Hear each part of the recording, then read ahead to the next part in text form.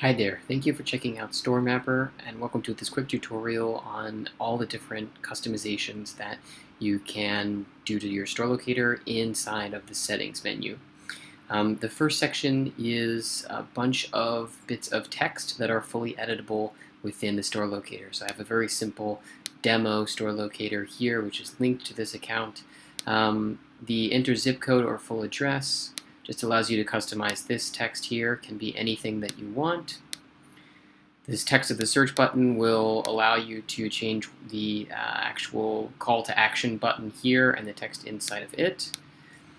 The custom CSS classes for the search button. So this will allow you to add custom CSS classes to the button itself. So you can see class BTN is included here. If you have something like BTN primary or BTN fancy or any class that's part of your CSS framework, you can add it there. Just separate it by spaces and don't add the dot notation. It's simply just going to go straight into the class equals section of that button. You can also customize the message that returns if there's no location. So if someone executes a search, it looks within the search radius and it doesn't find any locations at all, it will add no results found message right here. So we can just try no locations found. And you can customize that here. You can add HTML if, for example, you want to redirect your users to a link or a page or an online coupon. If there's no locations near them, you can just add it in here normally, but use single quotes, not double quotes. You can also choose, obviously, to use kilometers, or if it's set to no, you'll use miles for distance by default. This next section is how to edit the overall theme and layout of your store locator. Three basic options here. The first one is to use the default theme. This is a slug of CSS based off of the Twitter Bootstrap framework that just makes it look a little bit nicer, cleans up the input, the search box, and also helps format some of the typography and stuff like that. And these buttons here, it's still very minimalist, very customizable, but just makes it look nice right out of the box. However, if you don't want any of that CSS, you can turn off the default theme. There's also a responsive design mobile theme. What it basically does is collapse both columns into one, so you'll only see either the map or the list and the search bar at the same time. You won't see at the same time, just one or the other, and it will kind of dynamically switch back and forth. Again, that comes default turned on, but it can be turned off if you want to use your own mobile design or your site is not responsive. You can choose the layout here, horizontal or vertical. This is horizontal, side by side. Vertical is full width map and full width column below it. If you want to customize that kind of stuff or really anything further, you can check out the advanced settings where you can add custom CSS to tweak really any aspect of your store locator, and there'll be more about that in a separate screencast. Moving on, you can set the widget's initial state. So this is what happens when you first load the page for the first time. What things do you see? The first thing is, do you see the locations? Do you see the pins on the map and the listings along the side, or do you see a blank map and no locations, and it only comes after you execute a search? So yes will show everything all at once, and no will show blank states, and then it'll only show up after you search.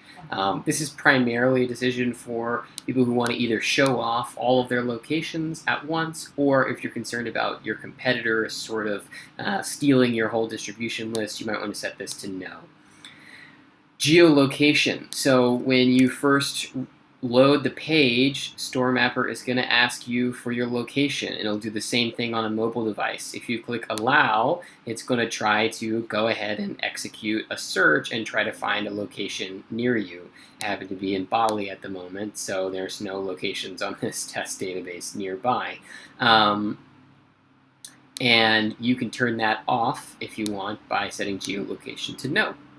Very straightforward. You can enter a start location and a start zoom. These two work together to set the initial state of the map. Now that I've already given it permission, what I'm going to do is turn off the geolocation, and you see it's asking me again, so I'm just going to block that for now. So here's our initial state, is basically a zip code in the US and a start zoom of 4.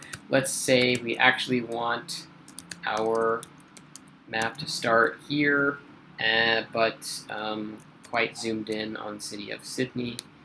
Update settings, refresh the map, and we're zoomed in on Sydney. Here we are. Sorry, zoomed in a little too far, but it's here. That sets the location as well as the zoom. So if you're confused about how the zoom works, each one of these clicks is a zoom in or out. Unfortunately, it's a relative number. So if this was 6, that's 7, 8, and you can see how that works. Lastly, you can edit the search process itself. So one thing is to turn on or off the distance selector, so the user can decide the search radius. And if I turn that on, what I will see up here is this option to determine how much of a radius you want to search. So that lets the user define that. If that's turned off, it will default to, I think, a 5 kilometer or 5 mile radius, depending on what you've set up here for use kilometers or not. And otherwise, you can override that. So if you want to override that, you want it to be a big radius or a small radius, you want to turn this off and then set this number here, and that will override the search radius. So this would be always searching 150 kilometers radius or miles if I set it to no. Lastly, again, kind of going hand in hand with the decision to show locations or not, you can limit the number of search results returned per search. So this says, if I have a 150-mile radius, I type in Manhattan, New York, and there's 500 locations, I could say only show the 2 closest, the 5 closest, the 10 closest, etc., etc. Leaving it blank will set no cap on the number of results returned, but we do default that to 50 just because there shouldn't really be a need for more than 50 results for any particular location.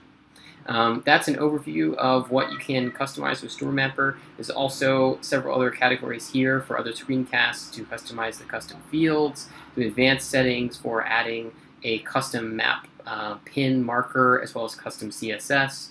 You can set a theme to customize the color theme of the map itself. And we also have some Shopify themes to give you one-click integration to make your whole store locator look perfect with a couple of very popular Shopify themes. So look for those in other screencasts and on our website at support.storemapper.co. Thank you.